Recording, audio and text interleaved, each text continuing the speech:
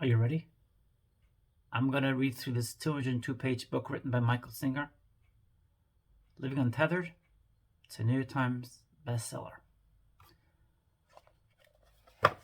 Chapter 1. Awareness of Self.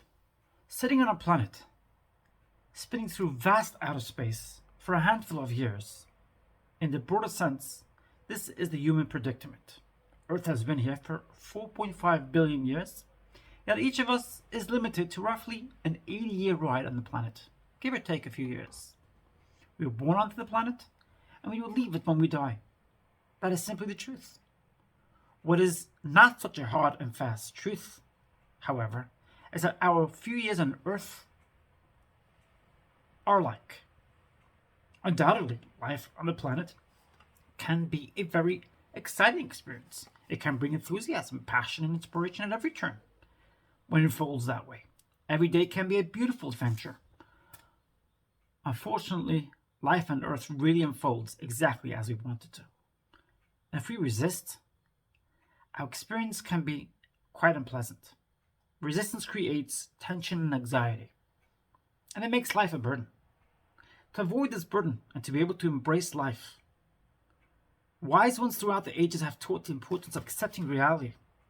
Only by accepting reality can we work with the flow of life as it passes by and create a better world.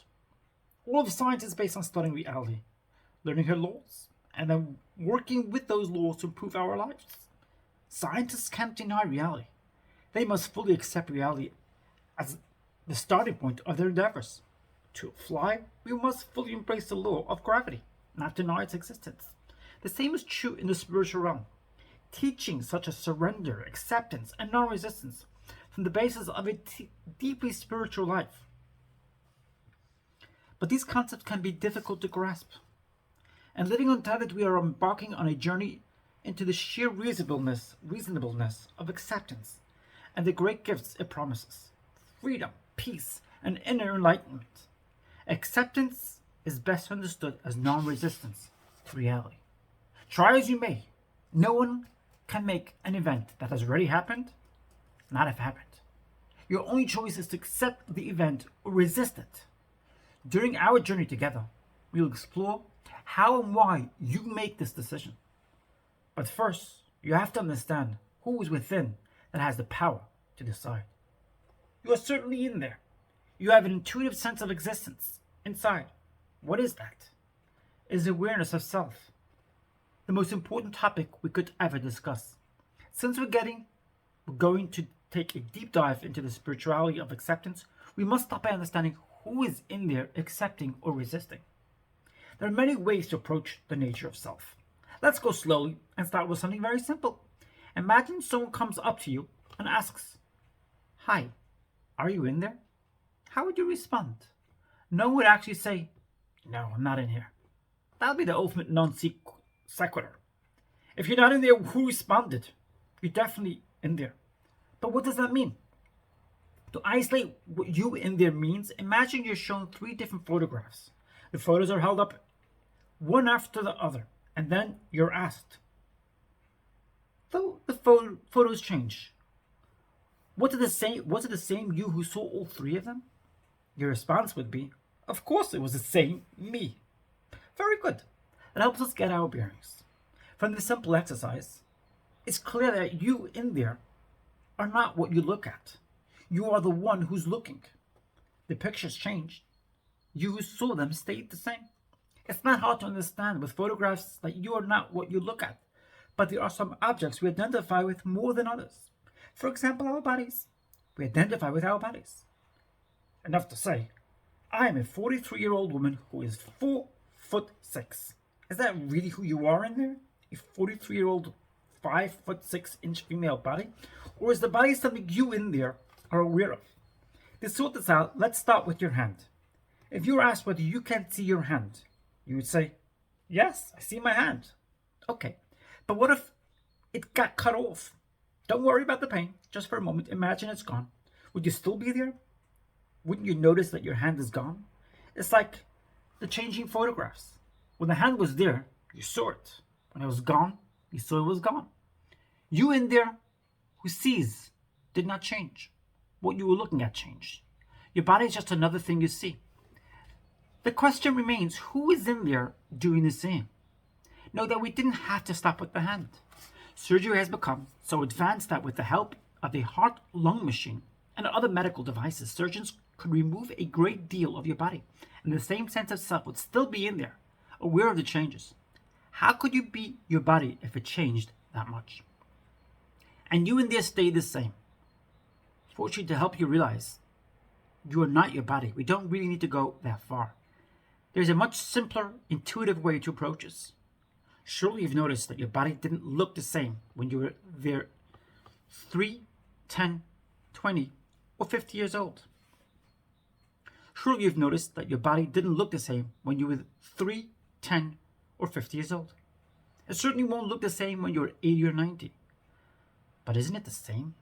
You in there looking at it? When you were 10 years old and you looked in the mirror, did you see what you see now? No. But wasn't it you looking then and now? You've been in there the whole time, haven't you? That's the core, the essence of everything we're discussing. Who are you? Who is in there looking out through those eyes and seeing what you're seeing? Just like when you were shown 3 photographs. You're not any of the photos. You are the one looking at them. Likewise, when you look out at the mirror, you're not what you see. You are the one who sees it. Little by little, through the use of these examples, we are re-evaluating the nature of self. Your relationship to what you see is always one of subject-object. You are the subject, and what you are looking at is the object. There are many different objects coming in through your senses, but there's only one subject experiencing them, you. Chapter 2. The conscious receiver. Once you recognize that you're in there, you're going to notice that objects around you tend to distract your consciousness. A neighborhood dog barks. Someone walks in the room. You smell the aroma of coffee, and your awareness is drawn to these objects. On a daily basis, you're so distracted by external objects that you really remain centered on you, the conscious receiver of these objects. Let's take a moment to examine the real relationship between this conscious receiver and the objects it is distracted by. To look at this scientifically, you're not even looking at the outer objects. Right now, you are not actually looking out at what you see. What's happening is that rays of light are bouncing off the molecules that make up the outer objects. These reflected rays are hitting your eyes' photoreceptors and being transmitted back as messages through your nervous system. These messages are then rendered in your mind as an image of the external objects. You're actually seeing the objects inside, not outside. You're slowly peeling back the onion to see what it's like to be you. Things are certainly not what they appear to be. Even science backs that up. It's like you are sitting inside looking at a mental flat screen monitor that is imaging the world in front of you. You're obviously not the object you are looking at. After all, you're not even looking at the actual object. If you work your way back, the question becomes, who am I in here looking at a mental image of what is in front of me? It was a great saint from India, an enlightened master named Ramana Maharshi. His entire spiritual path was to every moment persistently ask, who sees when I see? Who hears when I hear? Who feels when I feel? Self-realization, the term for enlightenment. The yoga master Paramahansa Yogananda used means you have fully realized who you are in there. The entire spiritual journey back to the seat of self is not about finding yourself. It's about realizing you are the self. Even in a Judeo-Christian sense, if somebody asks whether they have a soul, the correct answer is no, you don't have a soul. You in there, the consciousness, are the soul. Thus, who are you? Becomes the quintessential question. You can't free yourself until you understand who it is that's bound. Likewise, you can't understand acceptance until you understand who is resisting. Let's continue our exploration of self. Earlier we discussed that when you were young, you looked out through your eyes and saw a certain reflection in the mirror. Later in your life, you saw a very different reflection. From that point of view, how old are you? Not how old is your body, How old are you in there who's looking out through those eyes at your body? If you were in there when you were 10, if you were in there when you were 20, if you're going to be in there on your deathbed noticing that you're dying, then what age are you in there? Don't answer that question. Just let it touch you at a very deep level. Are you willing to let go of traditional concepts about your age? Are you willing to let go of traditional concepts about your age? Let's do another interesting experiment. Imagine you're looking in the mirror right after taking a shower. Do you see the reflection of a male or female body? What if suddenly via some mysterious power it changes? Somehow the body parts change. If you were a male, you're now looking at a female. If you're a female, you're now looking at a male. Would it still be the same you in there looking at the body? Would it still be the same consciousness that has always looked out through those eyes, now seeing a very different body? You'd probably be saying, what happened? What's going on here? Nevertheless, it would be the same, you having the entire experience. So what gender are you in there? You in there, who has no body parts, can't have a gender. All you can have is awareness that when you look out through the eyes, when you look out through your eyes, the body you're looking at has a certain form and shape. That form and shape might be male or female, but you who notices are neither. The question remains, who are you? The awareness that intuitively knows you're in there. Your body has an age and your body has a gender. But those concepts are relevant to the one who notices the body. If you look at a tall 100-year-old vase, does that make you tall and a 100-year-old? The same is true of race. Your skin may be a certain color, but the consciousness that notices this has no color at all. You are not your body. You are the one who notices the characteristics of your body. You are the conscious awareness within that is looking at all of this. The question is, are you willing to let go of who you thought you were? Because who you thought you were is not what you are. The same inner being is looking at your body, your house, your car. You are the subject. All the rest are objects of consciousness. Let's turn to something a little lighter. At night you go to sleep and you often dream. You wake up in the morning and you say, I had a dream. That statement is actually very deep. How do you know you had a dream? Do you merely remember the dream, or were you actually in there experiencing it? The answer is very simple. You were in there experiencing it. The same you who looks through your eyes and sees the outer world was experiencing the events occurring in a dream. There's only one conscious being in there, and you are either experiencing the waking world or the dream world. Know that when describing your interactions with both worlds, you intuitively use the word I, as in I was flying through the clouds, with my arms open wide. Then I suddenly woke up and realized I was in my bed. In the Yoga Sutras of Patanjali, which is a very ancient yogic text, Patanjali discusses the topic of deep, dreamless sleep. He says that when you go to sleep and there are no dreams, it's not that you are not conscious, it's that you are conscious of nothing. If you spend time contemplating this, you're going to find that you are always conscious in there. Even people who get knocked unconscious or go into a coma often come back and tell us what they were experiencing. People have near-death experiences in which they leave their bodies and come back to tell about it. Whatever the source of these experiences, the same you in there experienced them and were able to describe what you experienced. How can you call that not being conscious? Medically, what we call conscious has to do with awareness of our external surroundings. However, the concept of whether you in there are consciously aware of anything, that's another story altogether. You're always conscious. You've been conscious from the beginning. You're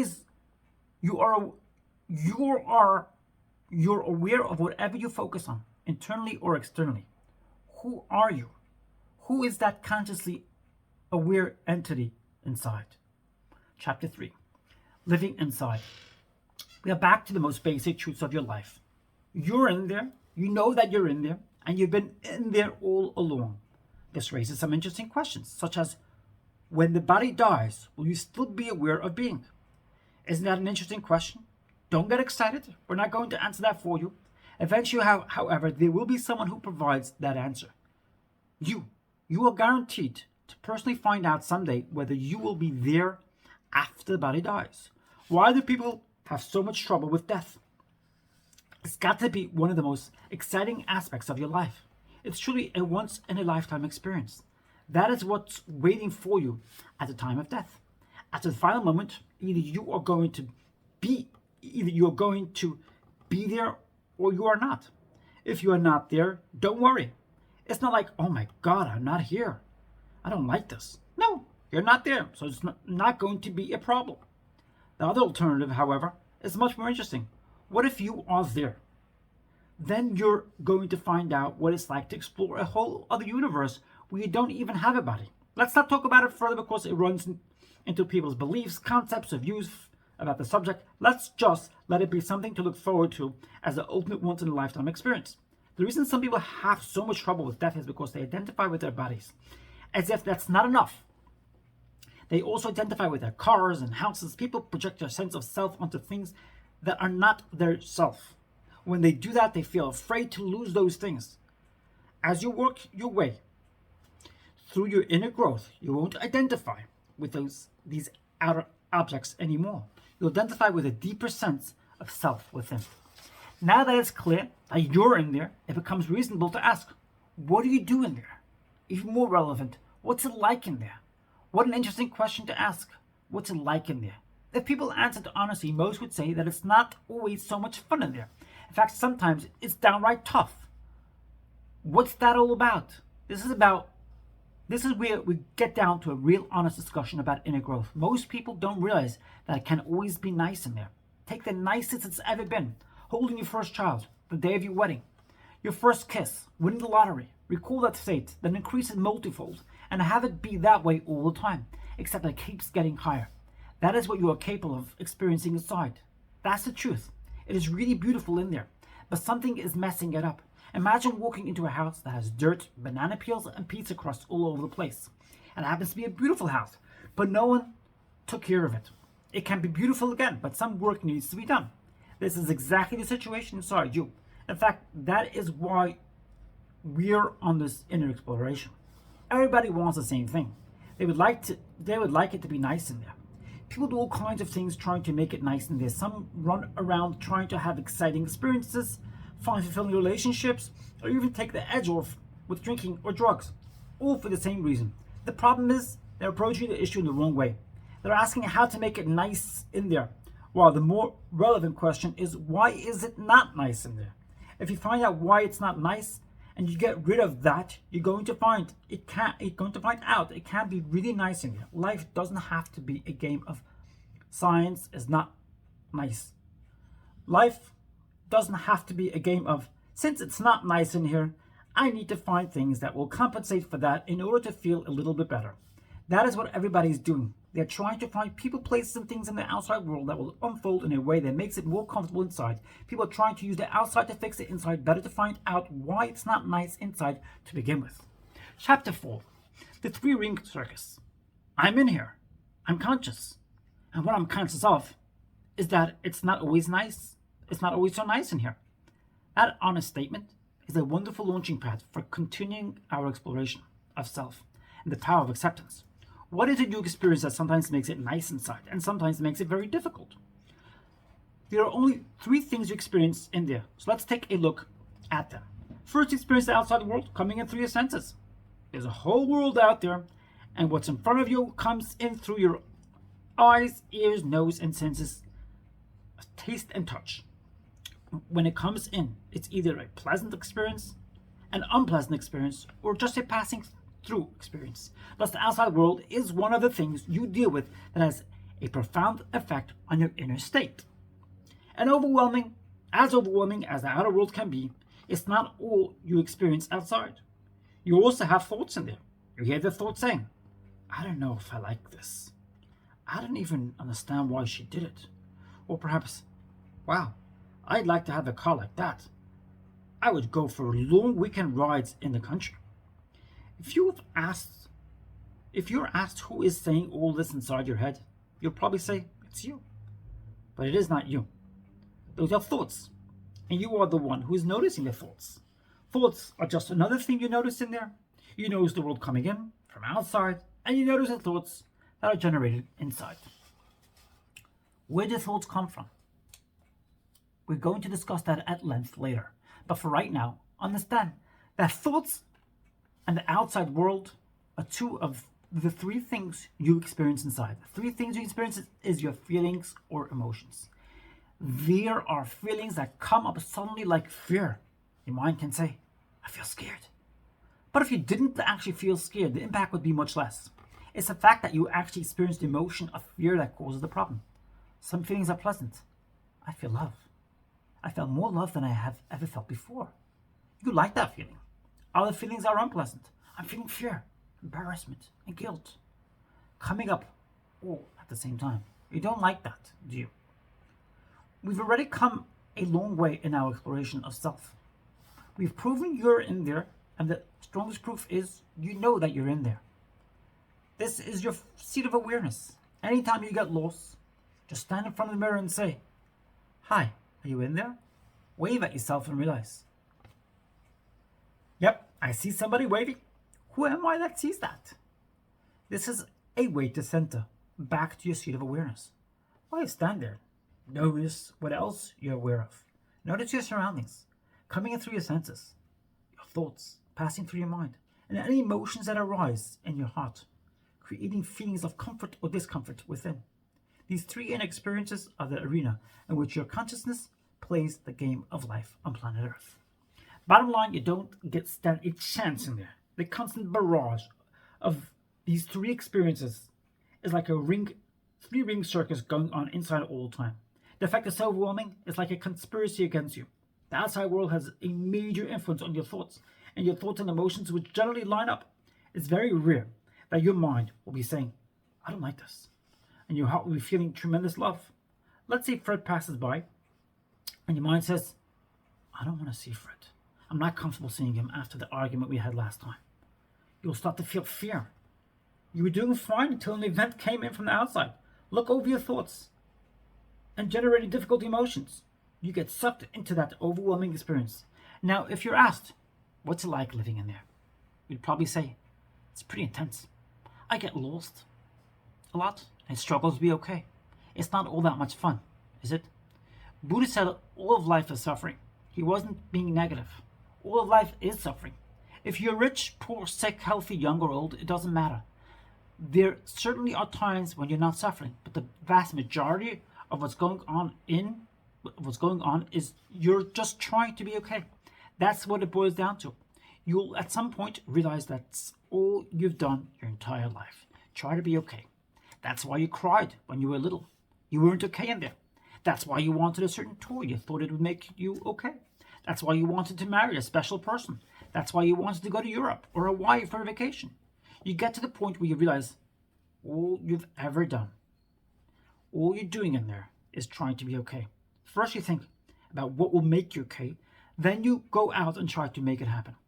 What does it even mean to try to be okay? For one thing, it means trying to make your thoughts and emotions easy to live with. There are nice ones and there are not so nice ones.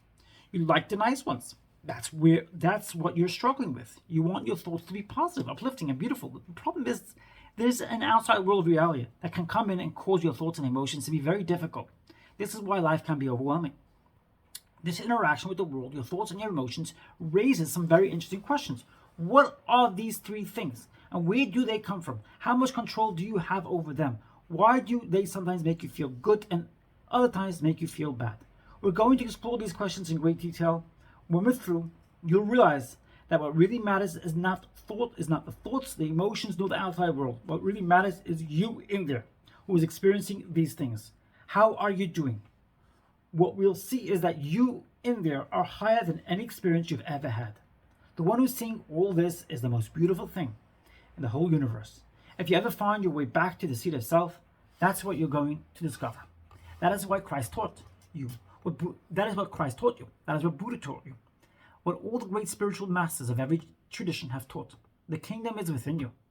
You in there are a very great being, made in the image of God. But to know that, you have to free yourself from all the inner commotion. Chapter 5. Exploring the nature of things.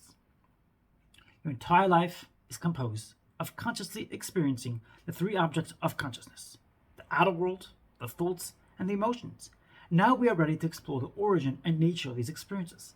By understanding where they come from, they will lose some of the distractive power they have over you. You will then better understand your tendency to accept or reject them. We study these objects of consciousness not solely for the knowledge we gain, but also for the freedom we attain. Let's discuss the nature of the world passing up before you. Every moment that passes before you comes and goes like the frames of a motion picture. The moments never stop. They just keep flowing through time and space. Where did all the moments come from? Why do you experience them the way that you do? What is your true relationship to what passes before you? Perhaps even more interesting, in the outer world, we're going to explore the nature of the mind and the emotions, including how and why they keep changing the way they do. Though all three of these objects of consciousness are constantly changing, you are the persistent being that is always there experiencing them. What is your nature? What is it like to sit back and be conscious of being conscious? That is what all spirituality is about. When you are no longer distracted by any of the three great distractors, your consciousness will no longer be pulled into those objects. The focus of consciousness will very naturally remain in the source of consciousness. It's like a flashlight shining on various objects. Instead of looking at the object being illumined, if you look at the light itself, you will realize it is the same light shining on all the different objects. Likewise, it is the same consciousness that is aware of all the objects passing before it, both inside and in. You are the consciousness. When you pull back to that source of awareness, it is the most beautiful thing you will ever experience. That is the journey before us, to free ourselves from the distractions that keep drawing us away from our greatness and leave us struggling with life. As you come to understand the nature of these objects you are struggling with, you will very naturally be able to release the hold they have on you. This act of letting go is what is meant by acceptance and surrender. There is a state of great peace within you that cannot be disturbed by the world, your thoughts, or even your emotions. These objects can continue to freely exist, but they will no longer dominate your life. You'll be free to fully interact in life, but you will do so out of a sense of love and service rather than fear or desire. Now I understand the underlying purpose of this book, for you to learn how to let go of the three great distractors and return to the source of your being. As you will see, this is the only way you can fully enjoy your time here on earth. This is what it means to be living untethered. It doesn't take forceful practices to turn to your core. The highest path is learning through your daily life to gradually let go of what is distracting your consciousness. By accepting instead of resisting, you will eventually attain a permanent seat of clarity. It's called becoming established in the seat of self. You will be living in the most beautiful energy you've ever experienced, and it will never stop. During every moment of your life, there will be a beautiful flow of energy that keeps rising within you. We are going to approach this process of freeing yourself in a very scientific and analytical manner. By doing so, you will become so comfortable with the three objects of consciousness being passing before you that you will no longer have to devote your life to controlling the experience. You will see that these passing objects represent the lower aspect of your being, body, mind, and emotions. In drastic contrast, you can learn to establish yourself in the higher aspect of your being. In a state of conscious awareness, you can live your life in a state of complete freedom and happiness. Are you ready?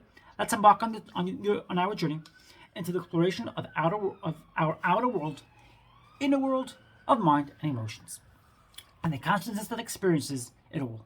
Let's learn more about this path of acceptance of what passes before us.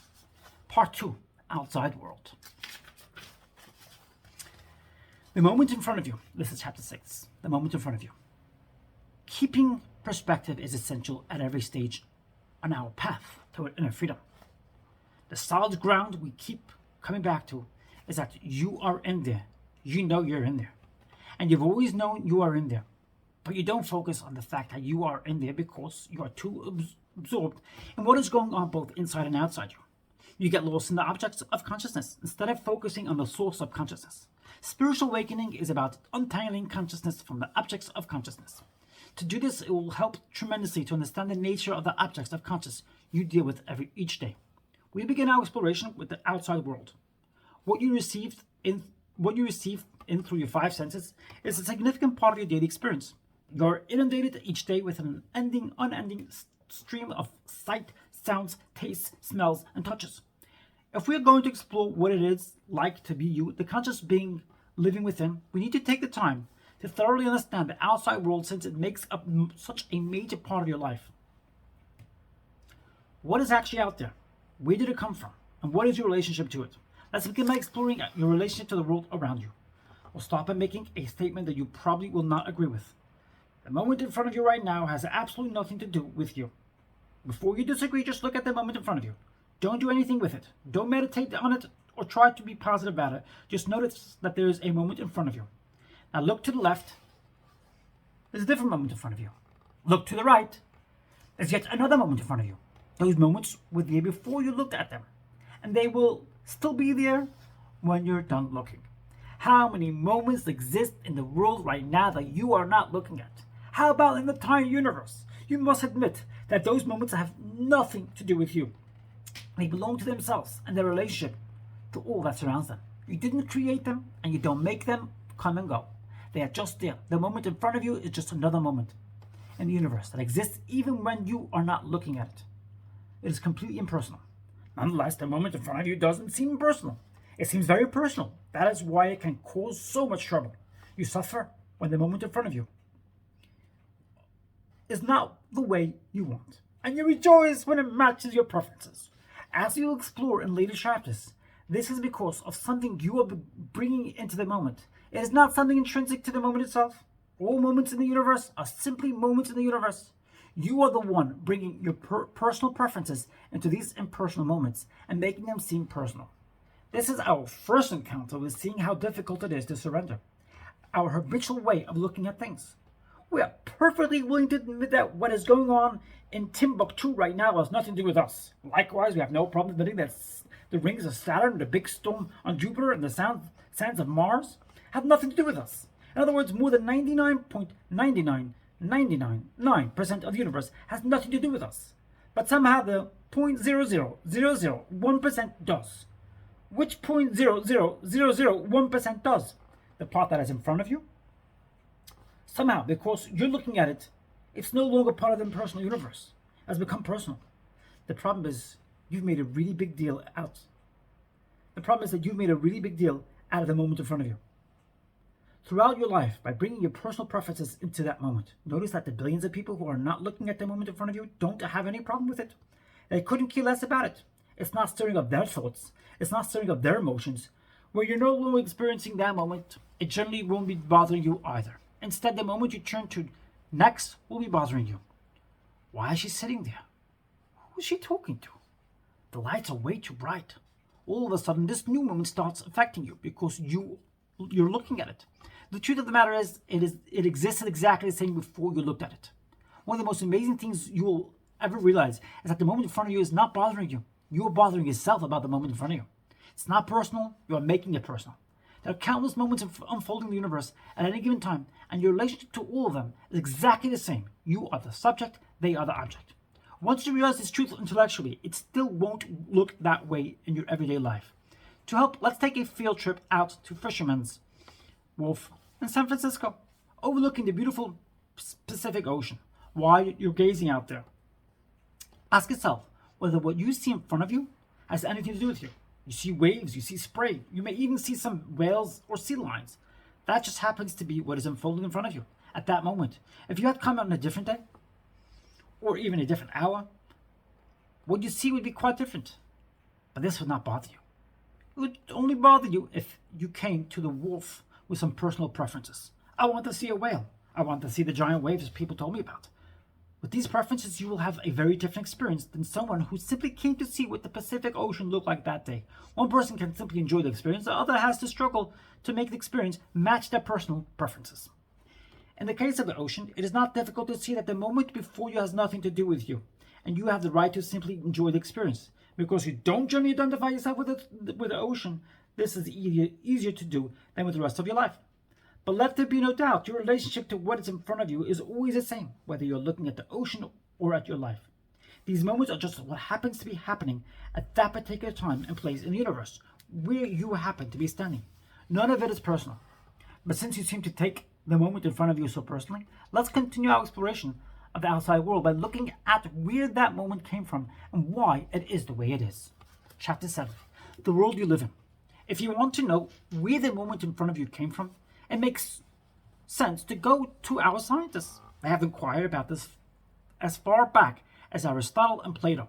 From the beginning of our existence, humans have pondered, where did all of this come from? What made it? Why is it here? If we ask scientists today, they will say that what you are looking at when you look at the outside world is actually a blending of much smaller objects. Your eyesight and all your senses are averaging molecular structures. As we've already explored, you're not actually looking out at the world. It is coming into you through your senses. To see how this works, let's examine the nature of color. When you look at the world, it certainly appears to have a color.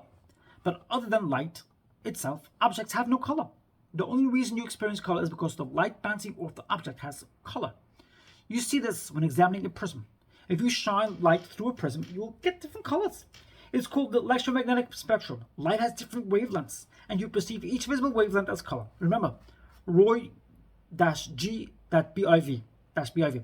Red, orange, yellow, green, blue, indigo, violet. They make up the colors of the visible pan of the light spectrum. When light waves hit a physical object, the different atoms and molecules of that object absorb some frequencies of the light and reflect others. Objects themselves have no color. It is the light reflecting off them that has the different colors we perceive. This is a perfect example of how truth is not always what it appears to be. We'll see this time and again as we examine the true nature of what consciousness experiences. Scientists used to think the atom was the smallest possible unit, and it could not be subdivided any further. Today we understand that an atom is composed of electrons, neutrons, and protons. It forms the basic unit of everything we look at every day. We could stop right here and have some fun with the very personal way we look at things. For example, what exactly do you mean when you say you like something? What is it you claim to be liking? If you like the color of the wall, that's like saying you like part of the electromagnetic spectrum and not other parts. Likewise, with any outside object, you really like some atoms and not others. It gets a little weird, doesn't it? This truth is very powerful because all you're ever looking at is a bunch of atoms with light bouncing off them. After hundreds of years of study, scientists have told us that atoms get pulled together into molecules through the law of covalent and ionic bonds. This may sound complicated, but they are really just the laws of magnetism determining which atoms will bond together. These laws in turn determine what you will see in the outside world. Certainly at this level you can see that it's not personal, it has nothing to do with you. You don't decide what atoms or molecules bond together naturally. It's been going on all over the universe for billions of years.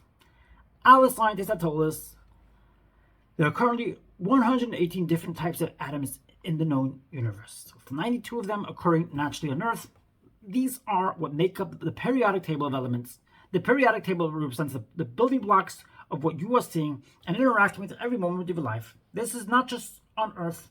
All the stars and planets and everything everywhere that we've encountered are made from these basic elements. Many of you have studied the natural sciences in school, but what if you apply what you've learned to your everyday life? What's in front of you is simply the accumulation of mass amounts of atoms being pulled together by the laws of nature. It's all about science, nothing is personal. Becoming personally offended by the flow of atoms as they pass by you is so illogical. Why would you get upset because of how a bunch of atoms join together? Don't worry. Before we're done, we will have fully explored the phenomenon of getting personally upset over a bunch of atoms. From here, it gets really interesting, because the question becomes, where did the atoms come from?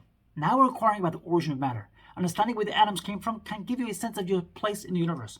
All that's happening in your daily life is your consciousness is looking at electrons, neutrons, and protons that are pulled together to form atoms and molecules. Since this is the world you live in, let's take time to explore where it all came from. Understanding this has the potential to alter your entire view of life.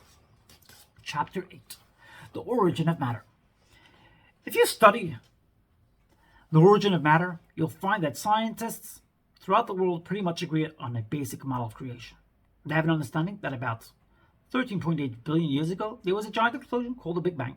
Prior to this explosion, it is thought that all galaxies and everything within them, all the mass and matter of the universe, fit into a space smaller than an atom. This is modern science speaking, not some crazy theory. With awe and appreciation, as our goal, let's explore how the science of creation can serve to liberate us spiritually. After the Big Bang, the energy expanding out was so hot that it didn't have any shape or form. It was just unbridled radiation. Within a fraction of a second, subatomic particles began to form from this energy field. No elements as we know them could form because the radiation was too hot, and it was expanding out at the speed of light. Thus, the entire universe was without form for about 380,000 years. After that, the radiation cooled down enough to where the fundamental forces of gravity and electromagnetism could pull the subatomic particles together to form the first atoms. We know these subatomic particles as electrons, neutrons, and protons. It was all born from the primordial energy field and the subatomic particles emanating from that field. Modern science calls this the quantum field. And quantum physics and the science that studies these subatomic particles and how they create matter as we know it. The first atoms were hydrogen, because of the simplest structure. One negative electron and one positive proton.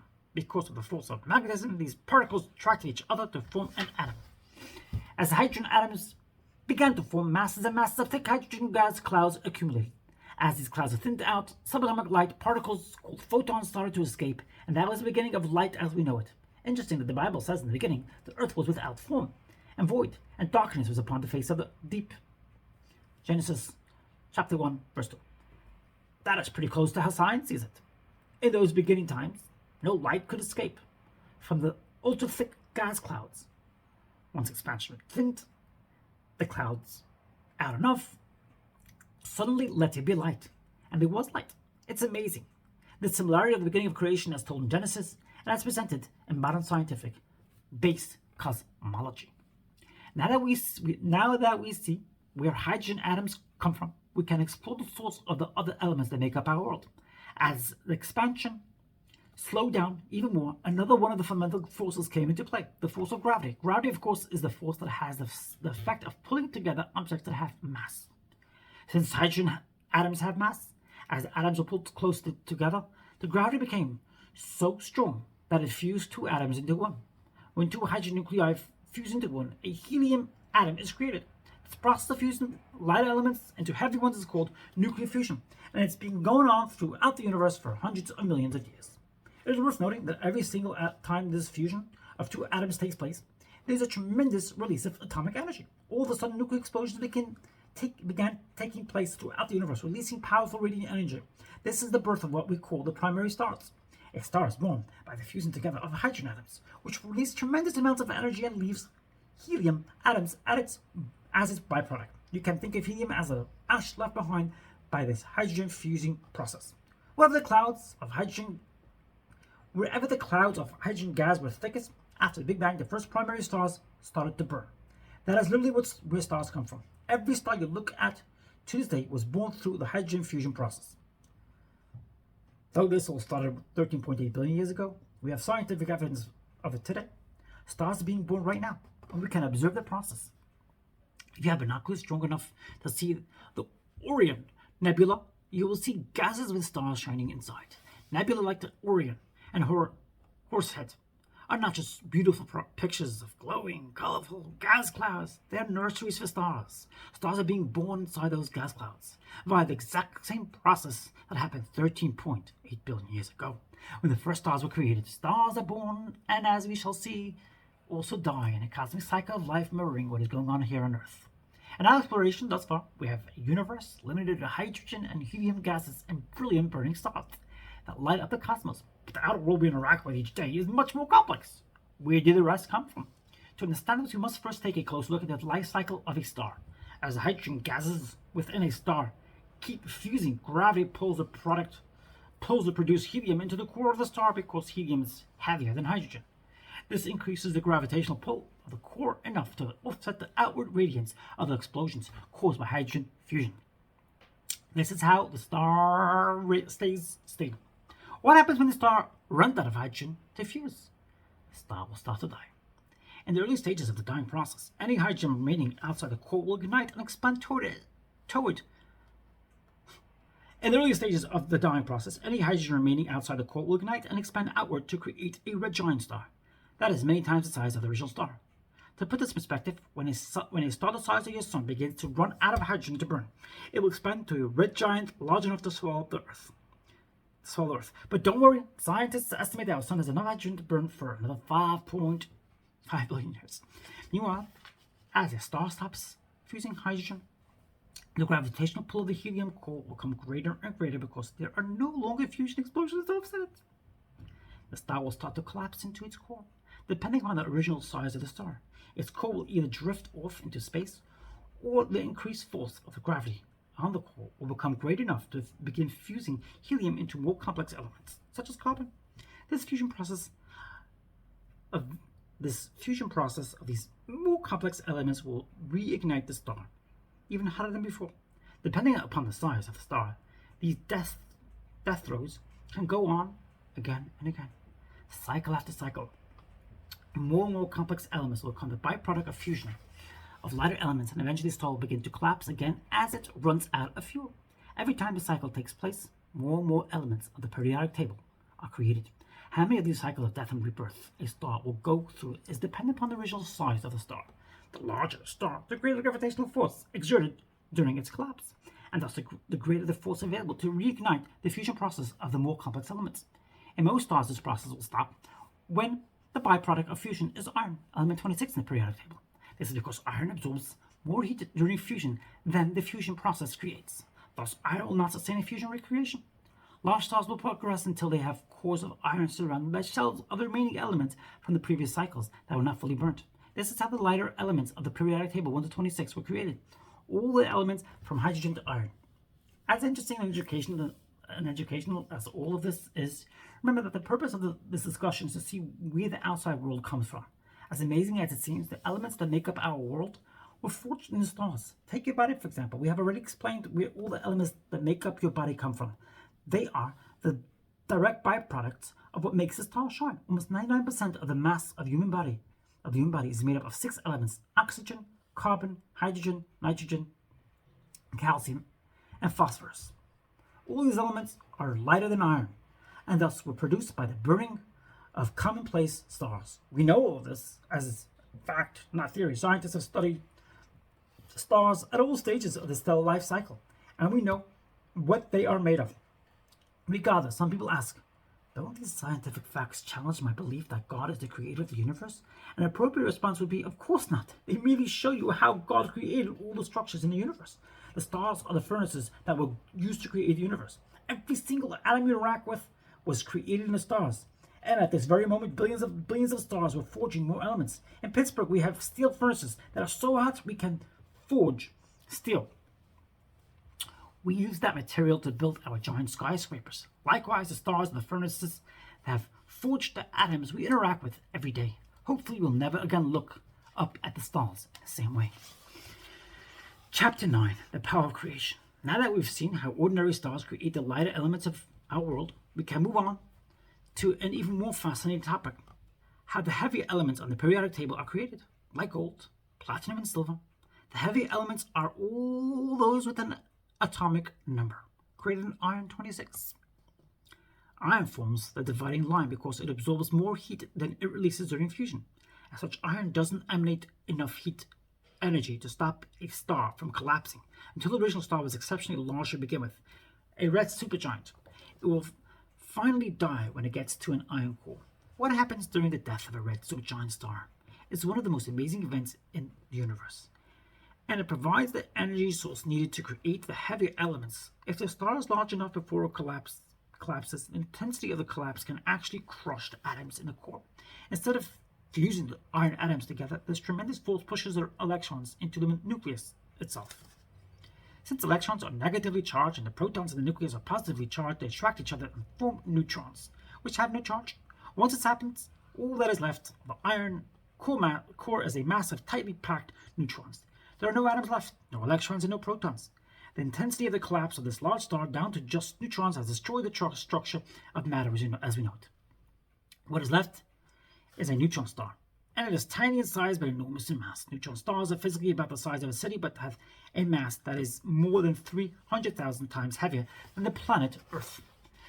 The density of a neutron star is so great that if you brought a teaspoon of it down to Earth, it would weigh 12 trillion pounds. The amount of energy released by the collapsing of the star's core down to just neutrons is so powerful that it creates a colossal explosion called a supernova.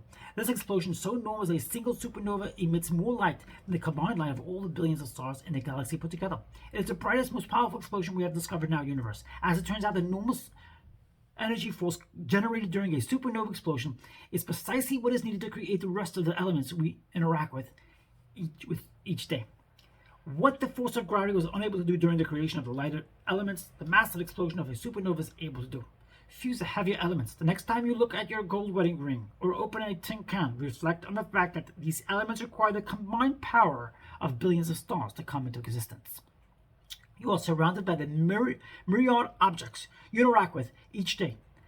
There are giant skyscrapers and tiny paper clips that effortlessly coming through your senses. At their root, every single one of these objects is made of atoms. You have just taken the time to understand where all these atoms come from and how you did not create them. They were created in the stars. This could serve to humble you. This should serve to humble you and leave you in awe of the power of creation manifesting before you. Hopefully this deep sense of humility and awe will assist you on your spiritual journey toward freedom and liberation. Chapter 10. It's not personal. We just explored where the world around us comes from.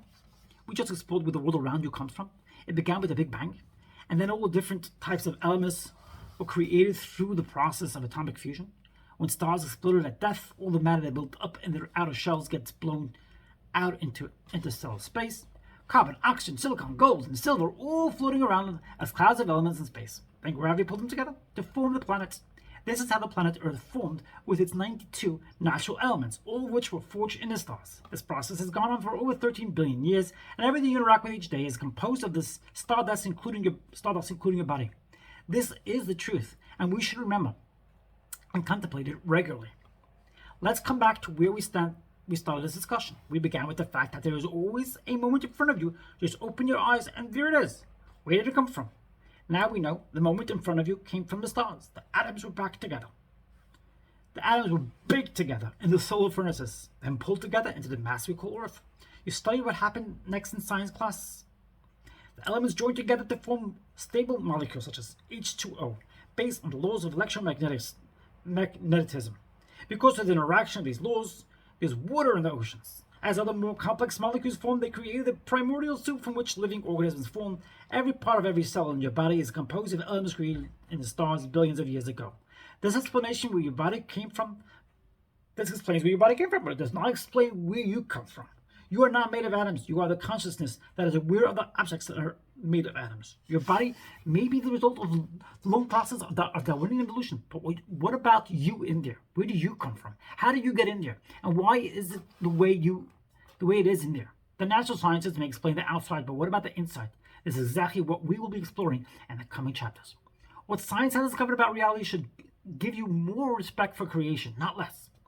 The fact that we are able to explain these phenomenal events that took place should leave you with a sense of awe. Just look at how it ended up after 13.8 billion years. Dare to look at what's in front of you in this light. Now that you know where it all came from, pay attention. What's in front of you is a very holy thing, all of it. Now consider whether this process of creation has anything to do with you. Were you around causing any of this to happen? Will you be around for the next 10 billion years causing all that is going on to happen to take place everywhere? Of course not. The universe is phenomenal. It's a phenomenal system of cause and effect. What is causes what will be. This has been happening from the beginning of time throughout the universe. Every single moment in front of you took billions of years with everything happening exactly like it did to manifest as it is. To fully understand what this means, it helps to look at a simple example from your family history. If your great-great-great-grandmother didn't meet your great-great-great-grandfather, you're not here. That's simply the truth. Let's take a moment to tell a story of how they met so you can see how dependent everything is on everything else. The story begins all the way back with the dinosaurs. After a fierce storm in what is now South Central Florida, there was a big dinosaur lumbering around. When this dinosaur put its big footprint down into the wet soil, it caused a gigantic imprint in the mud. Over time, rainwater accumulated in this deep imprint, and the earth began to erode around it. Eventually, the water area grew so large it became what we now call Lake Okeechobee. Millions of years later, the Miami tribe settled by that lake. Miami tribe settled by that lake because of the freshwater fish and other animals. Centuries passed, and Spanish settlers built a small town on the edge of the lake. Your great-great-great-grandmother was a descendant of the Miami, and your great-great-great-grandfather was visiting the small Spanish settlement. One day, while it was pouring rain around the lake, your great-great-great-grandfather was drinking in the local saloon. He was so drunk when he stepped out of the saloon, he never noticed your great-great-great-grandmother walking by sopping wet. Just as he stumbled down the stairs, falling drunk to the ground, your great-great-great-grandmother slipped in the mud and fell right on top of him. Well, they looked at each other, started laughing, and it was love at first sight. The rest is history. In other words, if the dinosaur hadn't walked 3 million... In other words, if the dinosaur hadn't walked the millions of years ago, If the Aimi tribe hadn't settled there, and if the Spaniards hadn't built a town there, and if it hadn't been raining that day, and if Grandpa hadn't fallen down drunk at the exact spot where Grandma slipped in the mud, you're not here, and neither are a lot of other things. Every single thing is a result of every single thing that has ever happened throughout time and space. You're not the doer, you are the experience of reality. If this is true, and it is, then it's pretty silly to think it took 13.8 billion years for this moment to get here, and every single thing had to happen exactly as it did, but I don't like it. That's funny. It's like saying that you don't like that Saturn has rings. Now, do you see why we took the time to explore where what's in front of you came from? It has nothing to do with you. It is a result of trillions of factors that cause it to be the way it is. This is our first encounter of what surrender and acceptance really mean. You don't surrender the outside world, you totally accept it. What you surrender is your personal made-up judgment of it. If you were asked whether it is okay with you that Saturn has rings, you would probably look very puzzled and say, what's it got to do with me? That's a crazy question. The truth is every single thing is that way. It has nothing to do with you. It has to do with the forces that cause it to be the way it is. And those forces stretch back billions of years. The total acceptance of this truth is surrender. You must let go of the parts of you that thinks it has the right to like and dislike the result of billions of years of interactions. Surrender is letting go of the part of you that is not living the truth.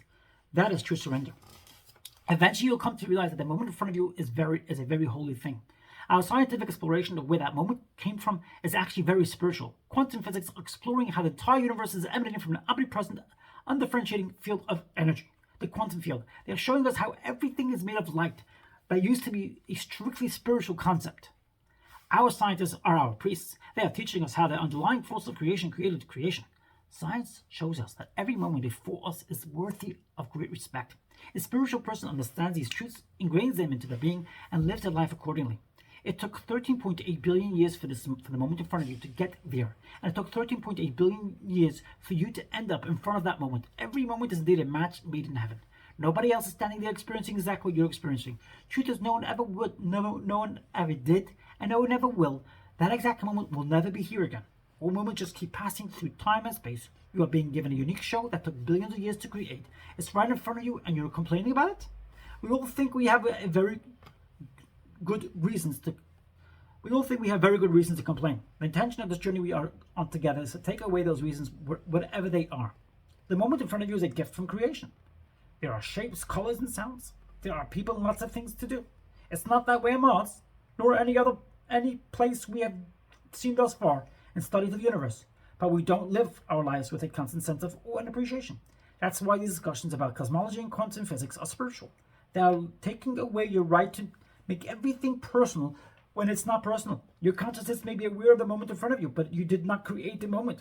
You are simply being given this wonderful opportunity to experience a moment of creation. It took billions of years to get here. Be sure you don't miss it. People make such a big deal out of science versus God, as if the two are at odds with each other. The real problem is that people don't truly believe in either. If you believe that science explains the creation of all things, you live your life with a constant awareness that everything you're interacting with is emanating from the quantum field, pulling itself together into atoms and molecules, then appearing at the form before you. You would not like it or dislike it. You would be in awe of it. Likewise, if you really believed God was the creator of all things, you would live in awe and appreciation of the marvel of the divine creation. You would not like it or dislike it. You would be blown away that it even exists. You live in a world where a seed falls on the ground, and it has a built-in chemist that knows how to break down the molecules of dirt and water, mix them with sunlight, and combine those substances into a cornstalk or a tree. You're taught that this intelligent chemist is a complex DNA molecule. Where did this amazing molecular structure come from? All its elements were forged in the stars and then naturally got pulled together into the DNA structure by the four fundamental forces: gravity, electromagnetism, and the strong and weak nuclear forces. Human intelligence had nothing to do with the creation of DNA. Yet DNA is responsible for all the plant and animal life on Earth. We live in a world that is so perfect, it should constantly blow our minds. But we are lost in making it all personal, that we miss both the greatness of science and the greatness of God. We begin this exploration by asking what it's like for you in there. You know you're in there. What is the nature of the experiences you're having? To answer this, we explored the origin and nature of the outside world in which you live. Hopefully you have more respect and appreciation for it right now. The moment in front of you is special. You might want to practice appreciating it and noticing the effect that it has on your life. Next, we're going to work with the mind and its thoughts, then the heart and its emotions. They don't come in through your senses, but they are certainly things you experience. As we comb through each layer, it's going to become easier and easier to let go, to accept, and surrender. Remember, you are not surrendering life, you are surrendering your resistance to life. We can use the term mindfulness to mean that you are always conscious of what is really going on around you and inside you. You're not just conscious of the appearance of things, but also the true nature, where they come from, why they are the way they are, and what it took for them to manifest before you. Mindfulness is a naturally effortless process once you let go of personal distractions. Instead of thinking that the moment in front of you has to be a certain way, you start thinking that it's pretty awesome the way it is. In fact, it's amazing that it even exists. From now on, everything you look and everything you interact with, be sure to say thank you, and be sure to pay tribute to the stars. They are not just romantic things twinkling in the night sky. They are the furnaces of the universe. They have created everything for you. Can you thank them? Can you appreciate this truth and understand that you didn't do anything to deserve the trees, the oceans, and the sky? You don't even know where you came from. You're just in there experiencing this amazing gift unfolding before you. This is spirituality coming into harmony with reality instead of your personal self. Part 3, the mind. Chapter 12. Empty mind. As a conscious being, you are aware of the world coming in through your senses. But your awareness is not limited to that outside world. You also have inner experiences. Sometimes when the world comes in, it makes you feel good. Other times, it makes you feel bad.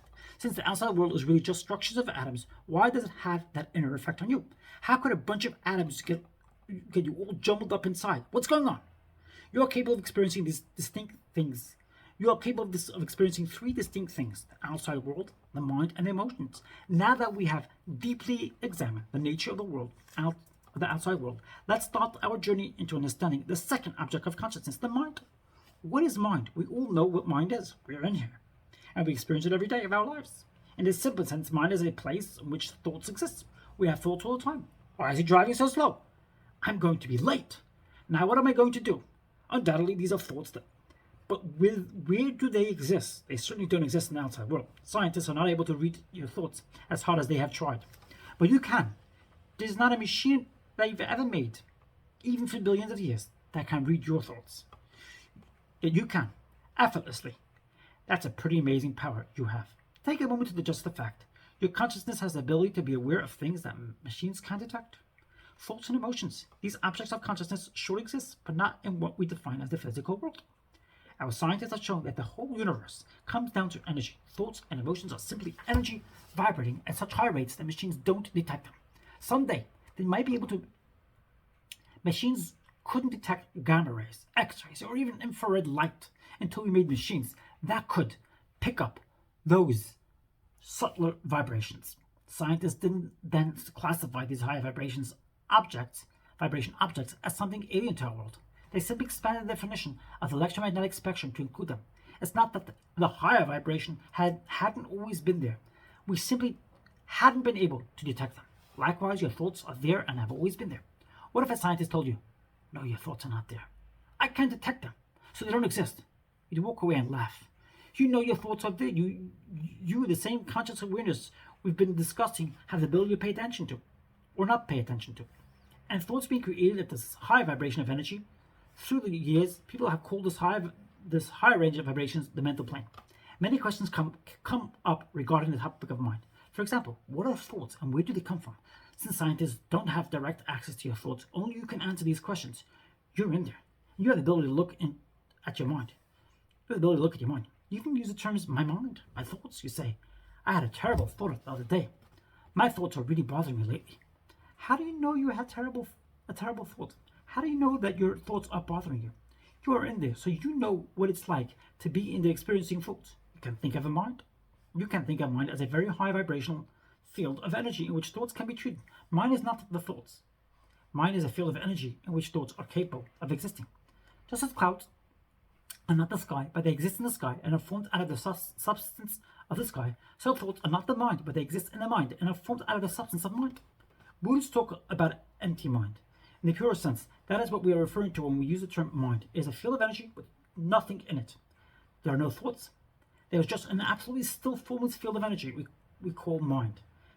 This is not conceptual. You can go there. Meditators who have gone deep understand this. You just rest in void, an empty mind. You're there. But there are no thoughts. It's just completely quiet, completely empty. It's like a powerful computer that has no software on it. The computer has great potential, but it doesn't do anything. That is what empty mind is. It's not stupid. In fact, its latent capabilities are enormous. It is simply still, not creating thoughts. Basically, that is what Buddhists mean by empty mind. And it is our starting point for understanding mind.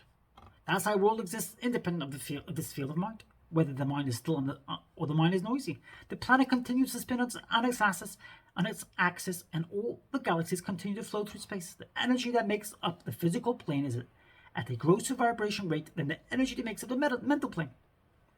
From your own personal experience, you know that consciousness is capable of being aware of both the physical plane and the mental plane, and at the same time. Now that we've examined the concept of empty mind, let's begin the process of forming objects in the field of mind. In order for you in mere consciousness to be aware of the physical plane, you are given a physical body to house the five senses that pick up sight, sound, smell, taste, and touch. The body is a gift that stars gave you, and that evolution perfected. Because of the sensitive vibrations from the outside world come in, they pass through the sensory receptors, up the sensory nerves into the brain, and then manifest in the mind, where you experience them. This rendering of the outside world is one of the most basic functions of mind. It's very much like watching a ball game being played in California while you're in Florida. Actual physical light and sound vibrations are picked up by the cameras at the game. They are then digitized and transmitted to a receiver at your home. The received signals are then rendered onto your flat screen TV. Seems like you're looking at the game, but you're not. You're looking at the rendering of the transmitted signals that the cameras picked up. It's amazing how much this parallels what is happening when you see the world around you. Your senses pick up the different vibrations from the outside world just like a camera's sensors do.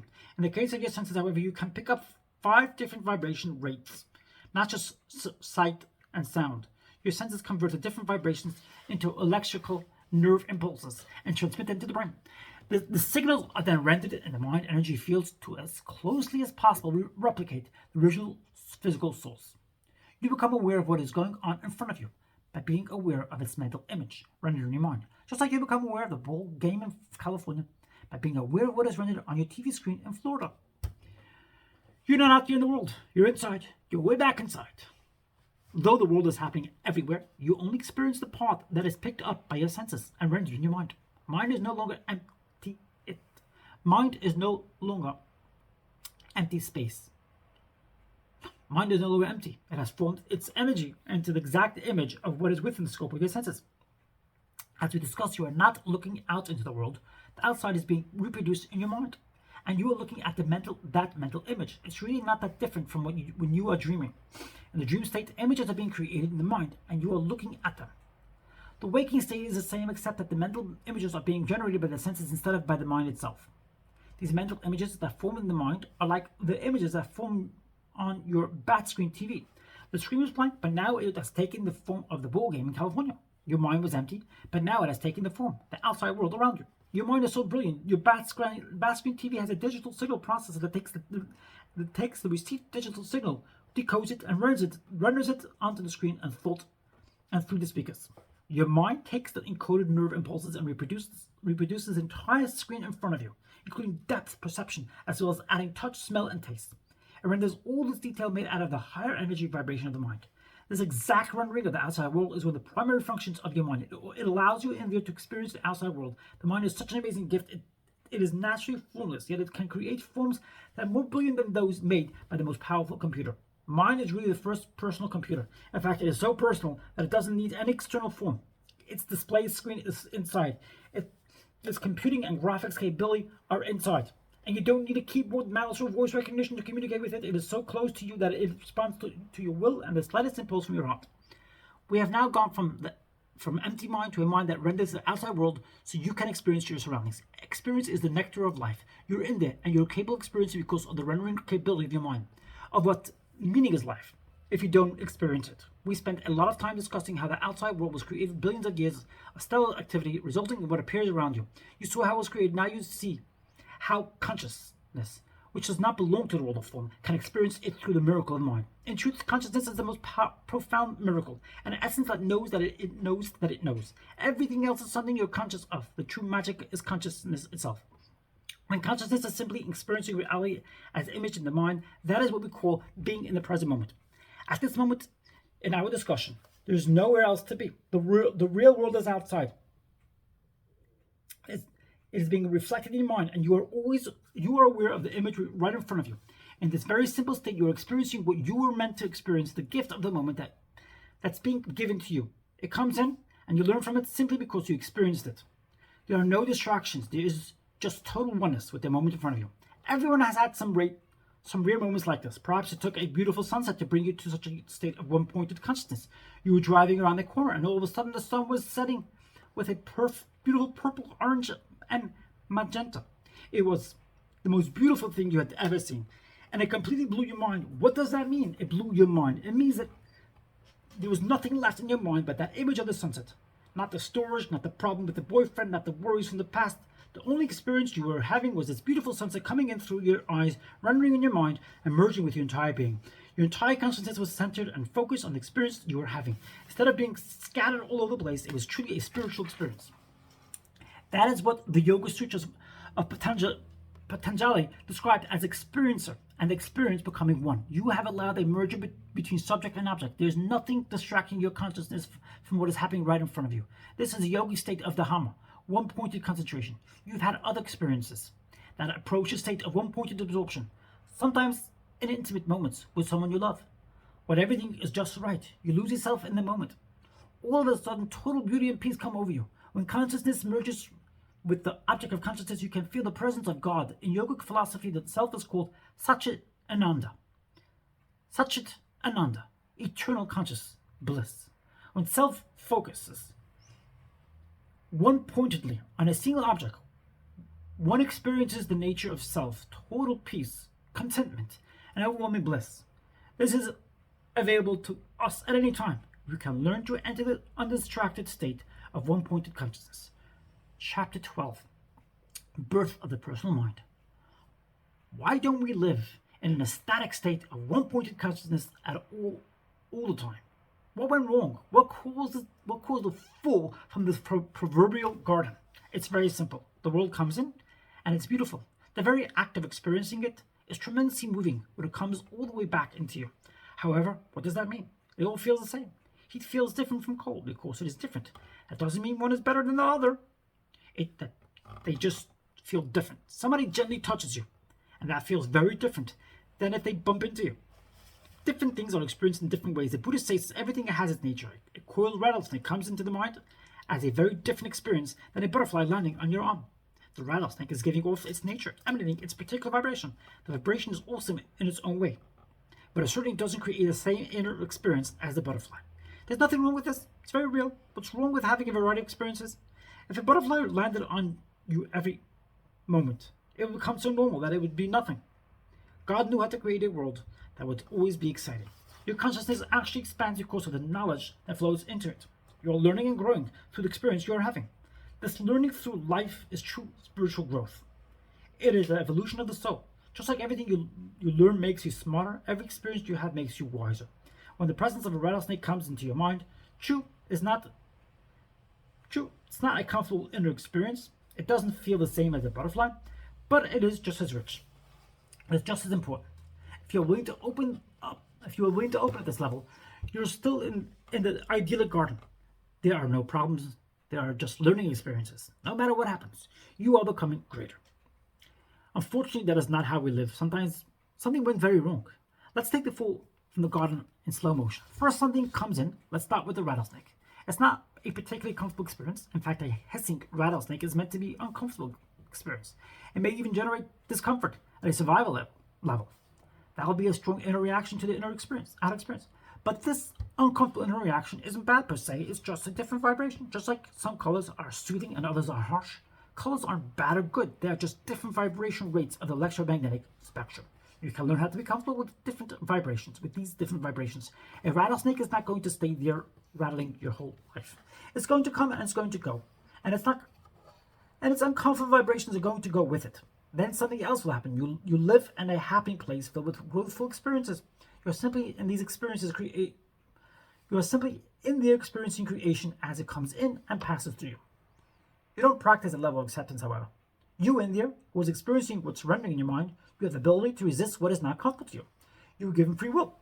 You can use that will like inner hands to push away thoughts and emotions if they don't feel right. Surely you have done that. That resistance is an act of will. Will is an innate power you have. It is actually a power that emanates from consciousness. Just as the sun stays where it is in its space, but it emanates rays that have great power, so consciousness remains in its at its source, but its awareness emanates out onto whatever it focuses on. There's a great power when consciousness focusing. There's a great power when consciousness focuses on something, just as there is great power when the sun's rays are focused through a magnifying glass. You can feel the power of one-pointed concentration. It is indeed concentrated consciousness. That is the source of the power of will. The power of will plays a very important role in understanding how the mind develops from a place of clarity to one of confusion. You have surely noticed that your awareness does not fall evenly on all objects that render in your mind. You pay attention to some objects more than others. Its vibration of the object was more comfortable or uncomfortable. You either liked it or didn't like it. This is the foundation of how the personal mind got built. Like and dislike. It happens at a very primal level. Basically, it depends on whether you in there have the ability to experience something that comes in without doing anything about it, other than fully experiencing it. This is the ability to allow objects to simply pass through. If an experience is not neutral to you, it draws your consciousness to focus on it. The moment that happens, the things passing through your mind are no longer even. One has stood out from the rest. All it took was for you to focus your consciousness on it. Your consciousness is a force, and you are focusing that force on a particular mental object. When the force of consciousness is focused on a mental object, that object cannot pass through the mind like the other objects. Just as the solar winds interfere with objects passing through space, so focused consciousness is a force that affects objects passing through the mind. When you focus consciousness on a particular mental form, you impede that form's ability to pass through the mind. The very act of concentrating on it makes it stay in your mind. You know this. When you want to do math in your mind, you concentrate on the numbers so they stay long enough for you to manipulate them. In fact, any time you want to hold something in your mind, you must focus your consciousness on it so it does not just fade away.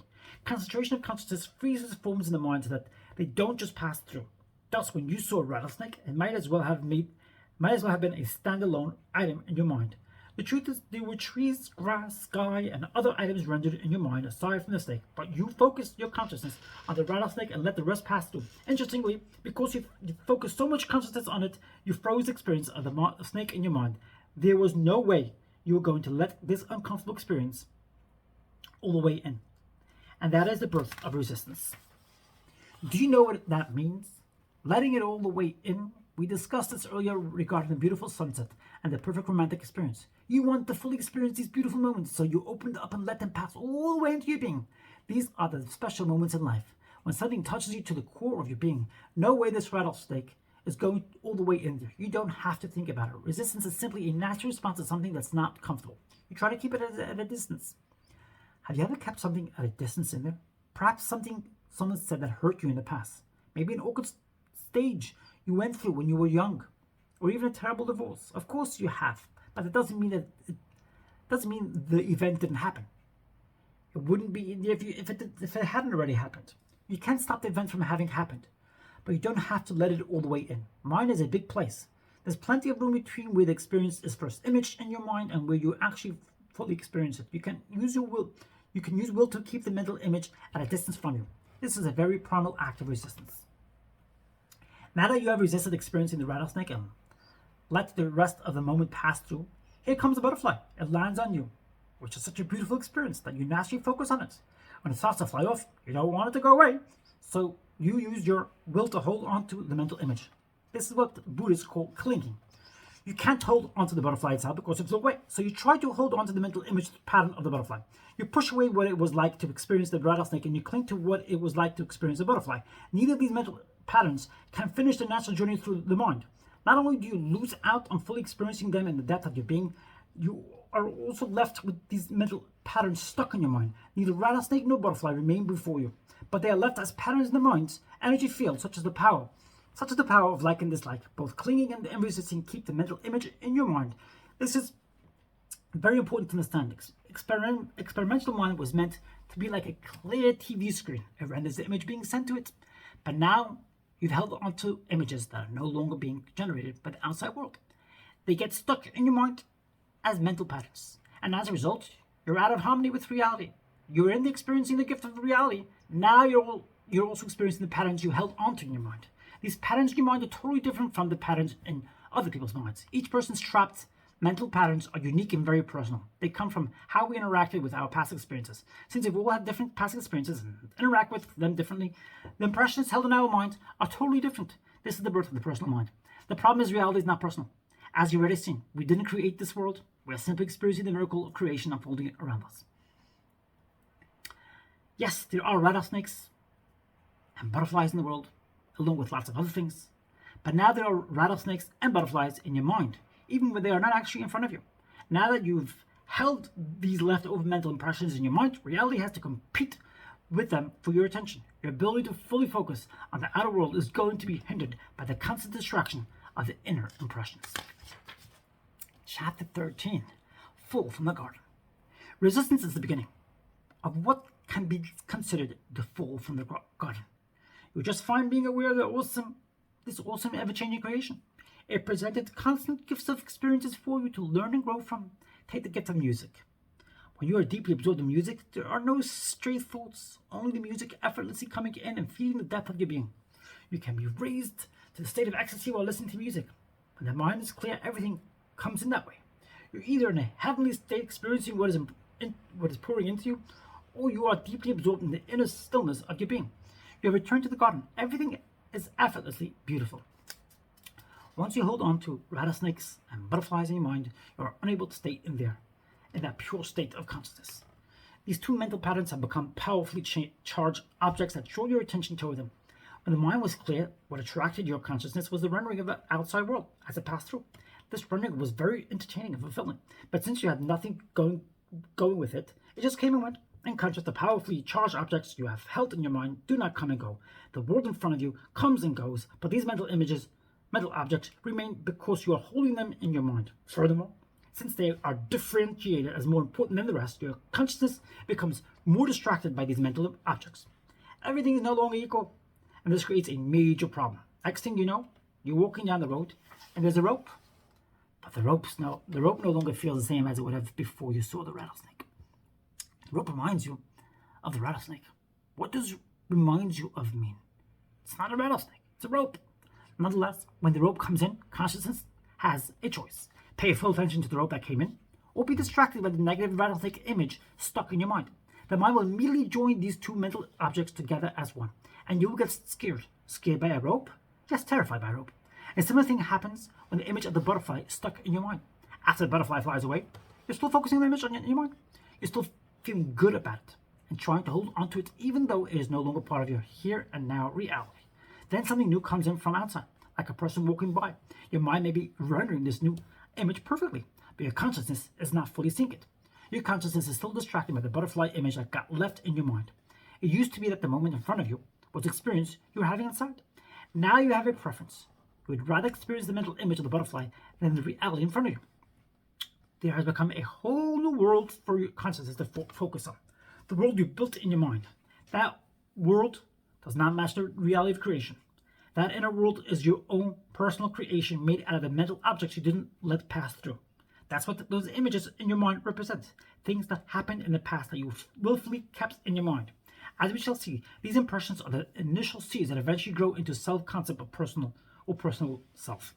To see this more clearly, let's once again look at the example of a flat screen TV.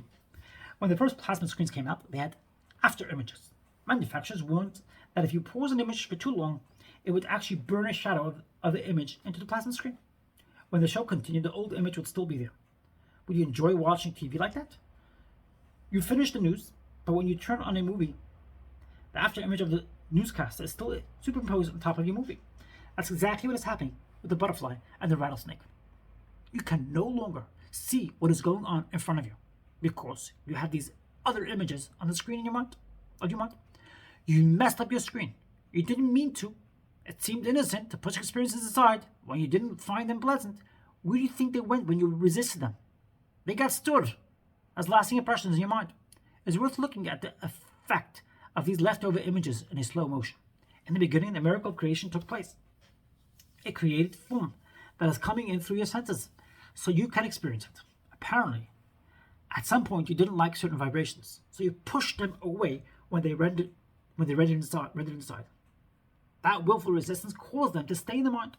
This is where personal comes from.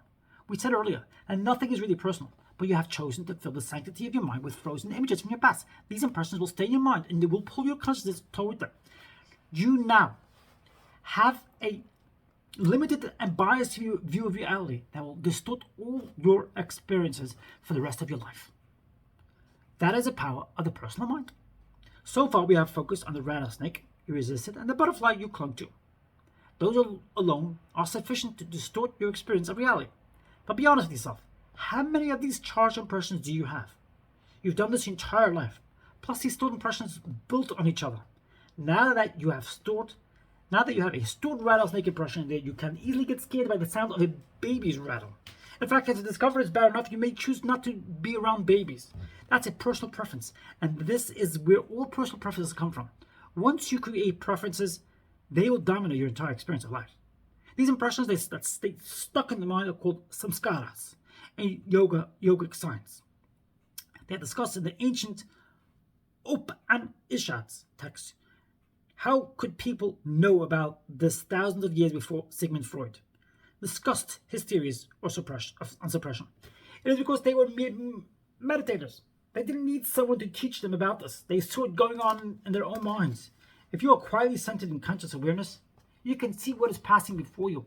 You are the ultimate experience of your mind. You're just not paying attention. Instead of paying attention, you're getting so uptight about wanting butterflies and not wanting rattlesnakes that you're losing your centered awareness. When the world around you comes in and hits or activates your stored patterns, you can no longer observe reality objectively. Your consciousness gets drawn into the activated samskaras and everything becomes distorted. This is the foundation of the psyche, your personal self. What is a psyche? It's something you build inside of the mind. That's about you. I am the one who doesn't like rattlesnakes. I am the one who likes butterflies. You just built a self-concept. Someone else doesn't have that. They have a fair psyche built around thunderstorms, dogs that bite, and kittens that snuggle. Everyone has had different experiences, and therefore everyone is building a different personal mind inside. No one is doing it purposely. It's reactive. It happens quite naturally because you're not ready to openly experience life. The highest state is to be comfortable learning and growing from life's experiences.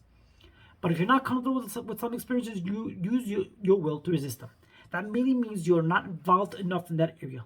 There is physical evolution and there is spiritual evolution. They both involve adaptability to your environment.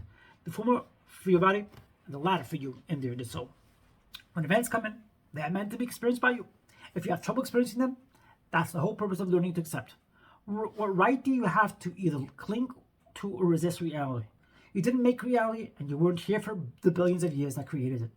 We're back to, do you like the fact that Saturn has rings? Your answer was, it's none of my business. That's the correct response for every bit of reality that took billions of years to end up in front of you. The real question is not whether you like things, it's why you're not okay with them. The reason is actually quite simple, because you can't digest them. It's hard to let some experiences just pass through without residual disturbance, but you need to learn how to do it. You learn to play tennis. You learn to play the piano. You learned all kinds of things, maybe even calculus. You didn't know how to do these things to start with. They were surely uncomfortable until you learned to be comfortable with them. The soul can learn. You and the other consciousness can learn to experience reality. In order to do so, you must not resist. Otherwise, you're going to immediately push reality away. That's what acceptance is, non-resistance. It's having the commitment to fully allow reality to pass directly into the highest part of your being. In the end, all you are surrendering is your resistance to reality. You learn to let it come in, even if it is not comfortable, as it pours into you. The same thing is true with positive experiences. Like a butterfly, somebody you like comes to you and says, you know, I really like you. You're very attractive to me, and I enjoy being with you. That is such a nice experience that you immediately cling to the beautiful things they said. They go back to what they were doing. But you can't. You can't focus on your work because the impressions left in your mind keep distracting you. This is the opposite of be here now. You're practicing be there then. You just had a beautiful experience and you ruined it. You ruined it by holding on to it. Like the butterfly, you ruined it by creating a preference about one's life experiences. Now every time the phone rings and it's not the person who said the nice things, you get disappointed. Be aware you did this. Somebody said something nice to you and you couldn't handle it. You couldn't just let it be a nice experience. Instead, you clung to it in your mind, and it actually messed you up. Whether you use your will to resist or cling, these leftover impressions will stay in your mind. You've now created an entire layer of mind that's holding your samskaras, your unfinished patterns from the past. You'll come to see that these acts of clinging and resisting determine the quality of your life. These impressions distract your consciousness from the reality of the current moment. What is more, if you are constantly distracted by these samskaras in your mind, you're never going to experience who you really are. There is a vast difference between memory and samskara. Just as your computer has a memory storage capability, so does your mind. There's a natural function of the mind to store compressed versions of what was received by the senses in the long-term memory. These stored memories can be retrieved with the slightest intent. You learn a person's name, meaning it is stored in long-term memory. When you see them again, the name naturally comes up in the forefront of mind without any effort. Though admittedly, sometimes we have to apply willful effort to bring the memory back. These are fairly normal ways memory is stored and recalled. In drastic contrast to normal memory, if you experience an event that you have trouble handling when it renders in your mind, you use your will. You use will to either consciously or subconsciously suppress it. You don't want it in your mind at all, not presently or long term. So you try to push it out of the mind completely. When you do this, you are resisting the entire event. What came in through the senses, what you felt emotionally, and what your thoughts were about it. This resisted package of experience cannot pass through you in the normal fashion, because you won't let it. The entire energy of the event is locked inside of your mind, and it does not sit there quietly because it keeps trying to release its blocked energies. It can distort your memories of the past as well as disturb your experience of the present. Blocked energies in the mind are like a computer virus that distorts both the conscious and the subconscious minds. And in later chapters, we will deeply explore how these blocked energy patterns, samskaras, also block your natural energy flow. When you commit to spiritual growth, you work on letting go of the stored blockages from the past and not storing any more from the present. This does not mean that mind's normal memory storage processes does not take place. You are willfully forgetting life's experiences. You are simply not resisting or clinging to the experiences and thus not storing them as samskaras. They remain harmless subjective memories. Let's take an example, very close to home for some people. You have an ex-husband. I don't want to see him. I don't want to talk about him ever again. I don't even like it when someone says his name. It makes me uncomfortable, even years after the divorce. This is not objective memory talking. It is definitely a samskara. You say you divorced your ex-husband, but you really didn't. He's still inside bothering you. You don't even want to go to a party if you think he might be there. You have kept these impressions blocked in your mind, and ultimately you have created an alternate universe in which you are still dealing with your ex. Normal memory is not like this. It is well behaved, like a computer's memory. It does not pop up by itself. It does not have blocked energies that need to be related. Normal memory is there when you need it. It does not haunt you throughout your life. Fortunately, most things you encounter in life are neutral to you. They pass through unblocked and are available for recall when appropriate. You have driven by white lines on the road many times, but they don't come back up by themselves at importune times. Neither do the cars, trees, buildings, and myriad other objects you encounter each day. They come in and they pass through, but there are a few things that are harder to deal with inside, and therefore you resist them or you cling to them. This is how you feel. This is how you fell out of the garden of reality. Impressions stayed inside your mind and became the foundation blocks upon which you built your psyche. Chapter 14, the veil of the psyche. Your psyche is like a computer program running in your mind, based on your samskaras. It's in there, talking to you about things that happened before, what you wish would happen now, and what you hope does or doesn't happen tomorrow. You've actually created an alternate reality inside your mind that is very complex. It's a tremendous menagerie of the stored moments you are not able to let go of. At this moment, you don't even need another rattlesnake to get you disturbed. The fact that the experience of the snake is stuck in your mind means that other things will remind you of it. In fact, you can remind yourself of it without the need of an external reminder. You're driving down the street to mind your own business. Suddenly remember how scary that snake was, and you get scared again. We're not dealing with reality anymore. We have such a mess built up in there that it's no wonder we have so much trouble with life. Such is the nature of the personal mind. Regardless of how messy it gets in there, the fact remains that the personal mind is not you, no more than your TV screen is you, but it's much more difficult to objectively watch your mind than your TV screen.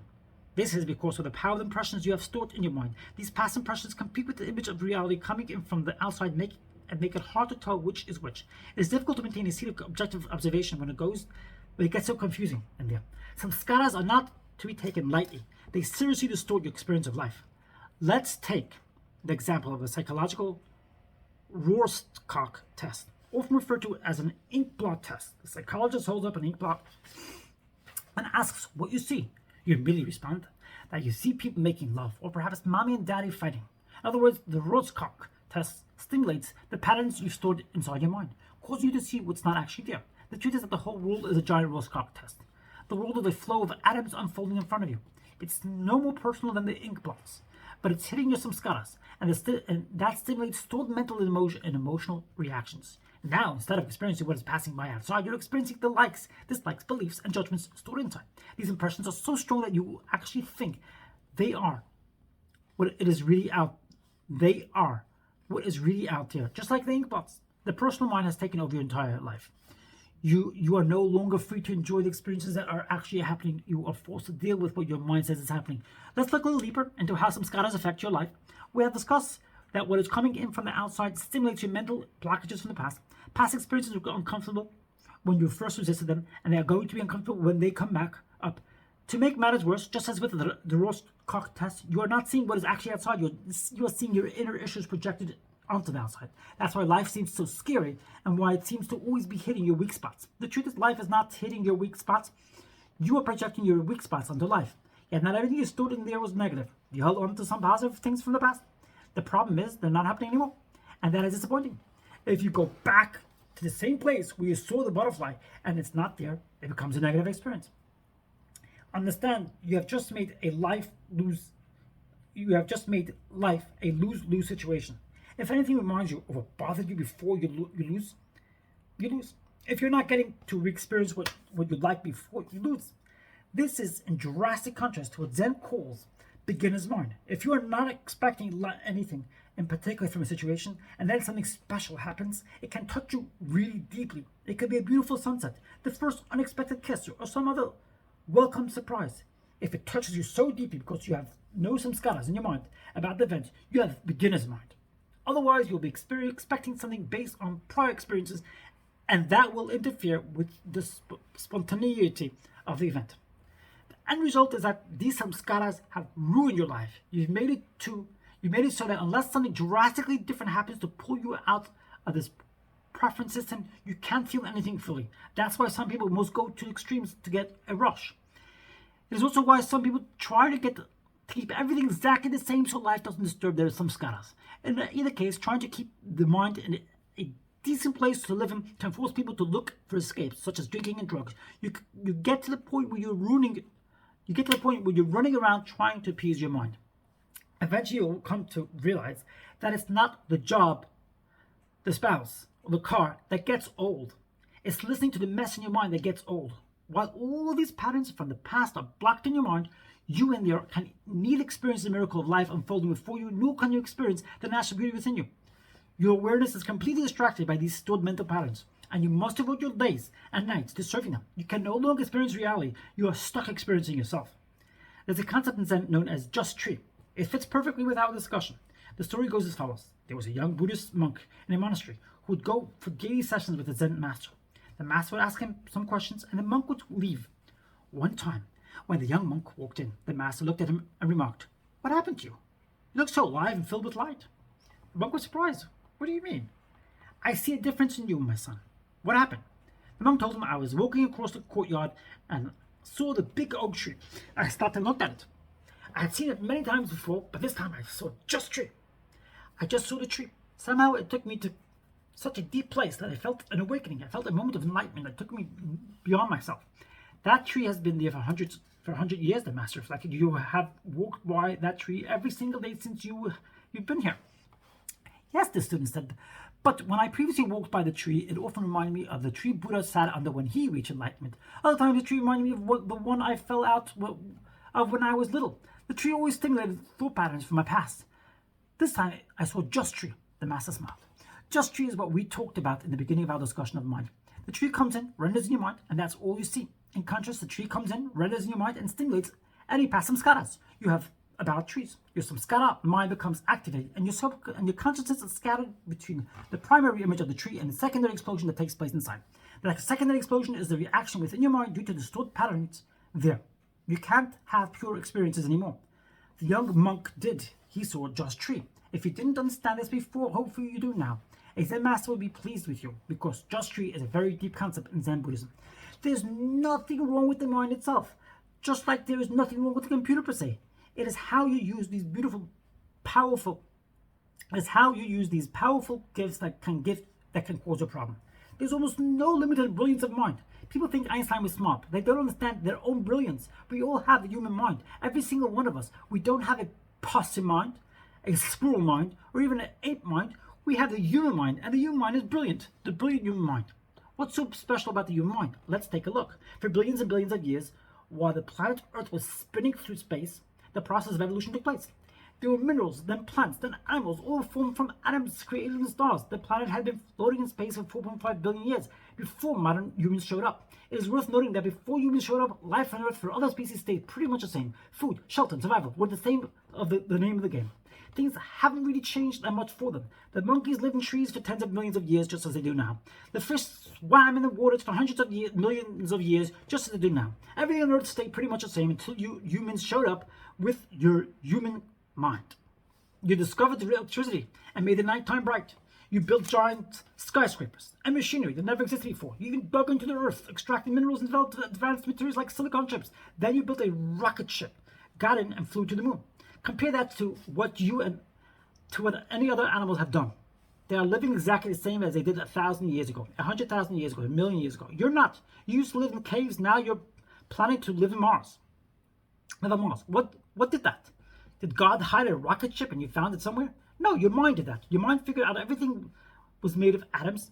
Then you figured out how to split the atom. The human mind actually figured out how the universe was made, all the way down to the quantum level. Your mind put up the Hubble Space Telescope that can see back to the beginning of creation. The Hubble can pick up light that has been traveling through space for more than 13 billion years. This allows us to see what was happening 13 billion years ago. Can you even think about that? The fact is that you can, because you have a human mind. The human mind is an amazing thing. That is some serious stuff we figured out. You're back in there, deep inside, and you have the use of a brilliant mind. That said, what is the average human doing with their mind? Einstein used his mind to ponder thought experiments about the behavior of light, gravity, and the physics of outer space, even though no human had ever been there. Meanwhile, you keep your mind busy with relationships and what people think of you and how to get what you want and avoid what you don't want. You may not have Einstein's mind, but compared to any other living thing on Earth, your mind is brilliant. The question is not whether your mind is brilliant. The question is what are you doing with that brilliance? What we see so far is that the mind by itself, without your interfering, is doing what it's supposed to. Without you interfering, is doing what it's supposed to be doing. It's giving you the gift of rendering the outside world for you to experience. But you had some trouble accepting that gift. You started resisting when it felt a little too uncomfortable and clinging when it felt a little too good. This caused the buildup of mental patterns inside of you. Now processing current external experiences becomes distorted by the reactions of past samskaras. You can think of this as layers of the mind. The first layer is where the rendering of the present external experience is taking place. We can call that the here and now layer. The next layer is the stored patterns from the past that you did not release when the external experience was over. We can call that the samskara layer.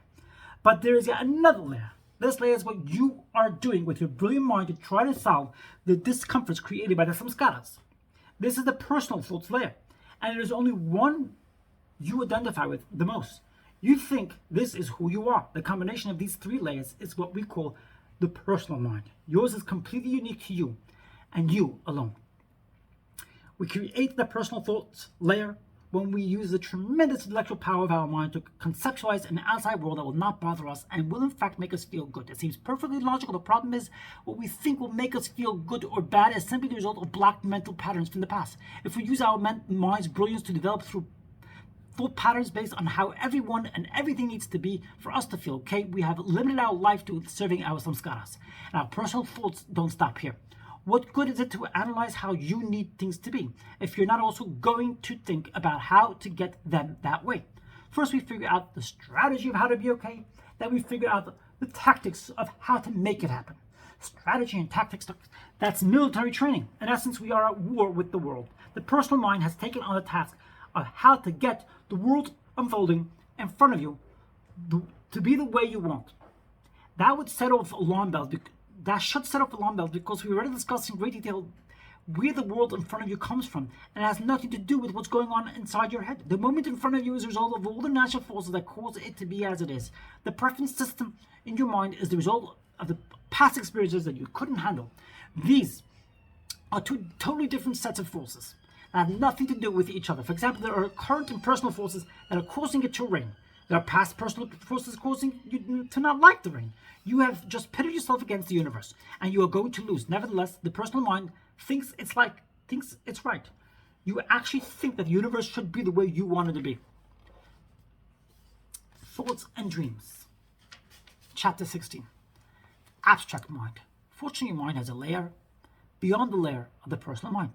It has been called impersonal mind, the abstract mind, or even the purely intellectual mind. This layer of mind is not distracted by the inner commotion caused by your samskaras. It is free to soar unhindered into the pure brilliance and creativity of a higher expression of mind. This higher layer of your mind, which we will call the abstract layer, is what allows you to build rocket ships, develop air conditioning, and discover the existence of atoms. The abstract mind is what truly makes humans great. You are not limited to experiencing only through your senses. You are free to explore in the realm of your pure intellectual mind.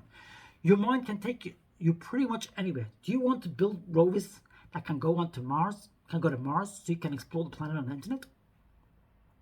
Wonderful. You can do that because your mind is capable of expanding beyond the limit of your senses and the limit of your personal thoughts. Mind can operate at many levels. The question is, what are you doing with it? Intellectually, you have the ability to take images from the outside and do creative things with them. You are free to use your mind's power to be artistically abstract, intellectually logical. A perfect example of the latter would be Einstein's thought experiments. Einstein came up with many of his greatest theories sitting in his armchair and reasoning out very abstract concepts. This is a great tribute to the power of your mind.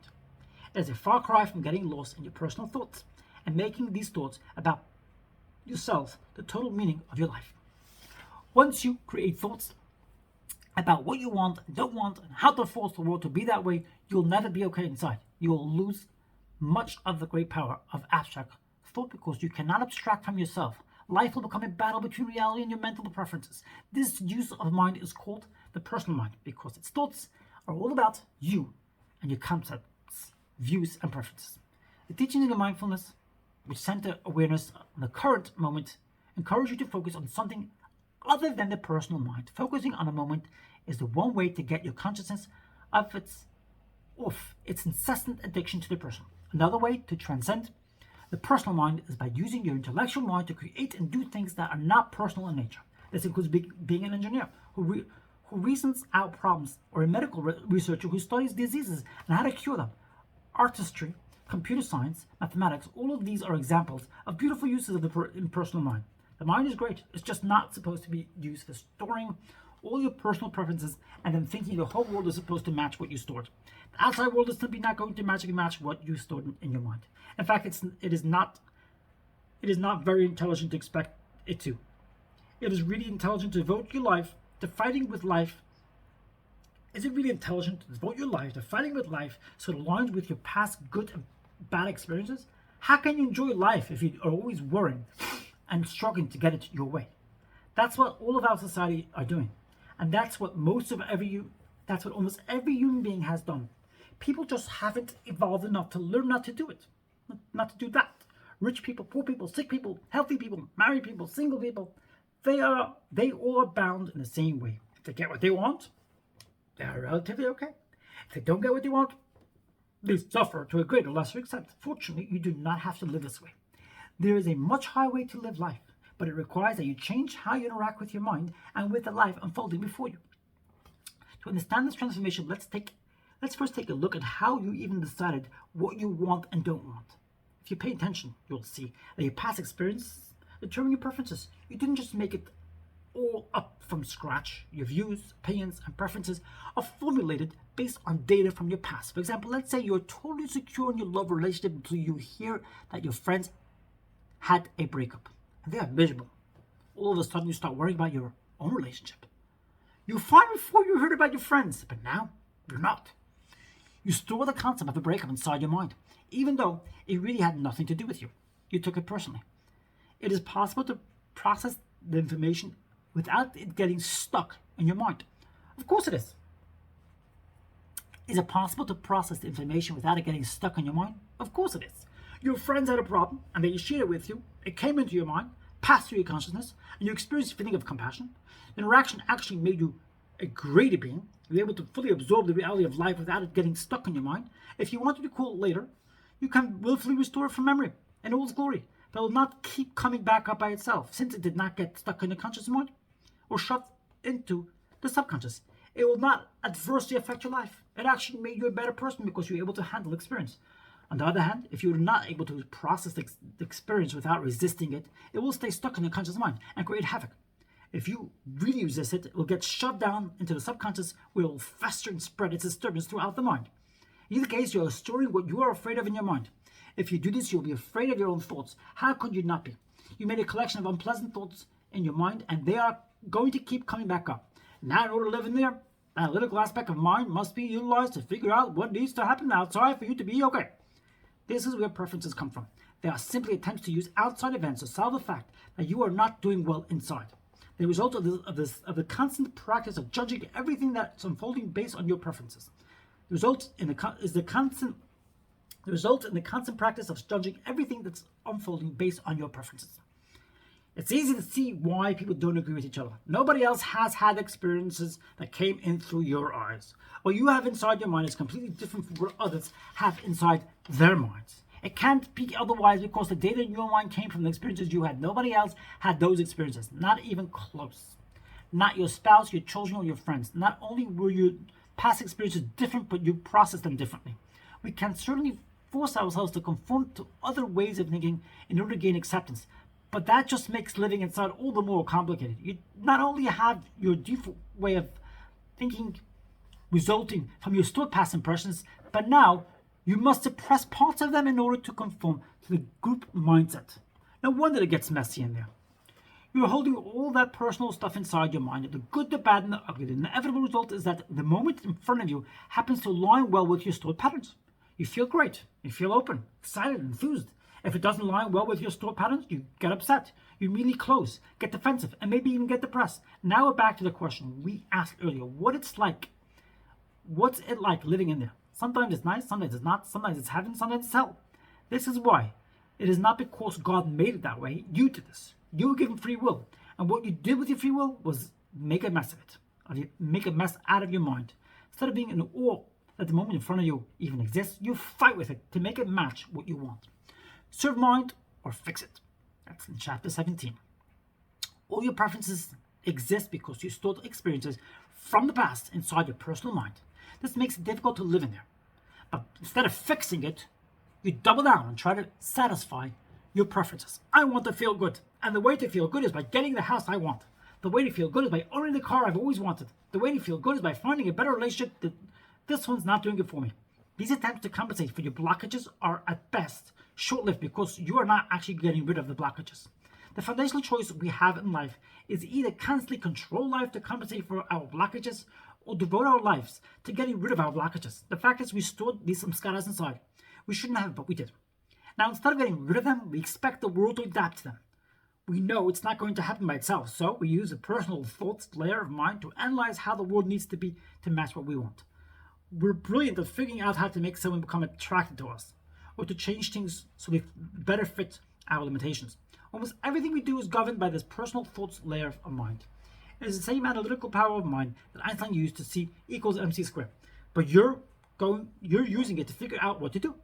If someone talks badly about you, this entire layer of mind intellectualizes and analyzes your stored patterns to try to figure out how the world needs to be so when it comes in, it will feel good and never feel bad. That is why you tend to have so much trouble making decisions. You're trying to figure out how each choice will make you feel later. Where do I want to live? Should I change jobs?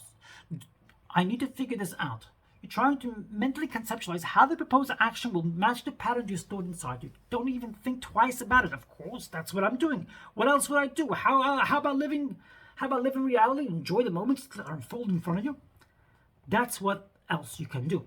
Use your mind to be creative, inspiring, and do great things. Don't let the mind always be thinking about itself and what it wants. Learn to enjoy life as it is instead of limiting the ways you can enjoy it to serve your past impressions. The self-centered analyzing layer of mind is the worst. It is a model you built about how everything and everybody needs to be for you to feel okay, including the weather tomorrow. It better not rain tomorrow. I'm going camping. Now you're getting upset about the weather. You have no control over the weather, yet it's bothering you. It's not just the weather. The driver in front of you is going 10 miles per hour below the speed limit.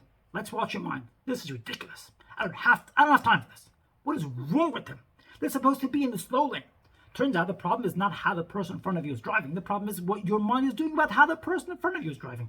Eventually you catch on that you've developed an entire collection model of how every single thing needs to be. How people should behave.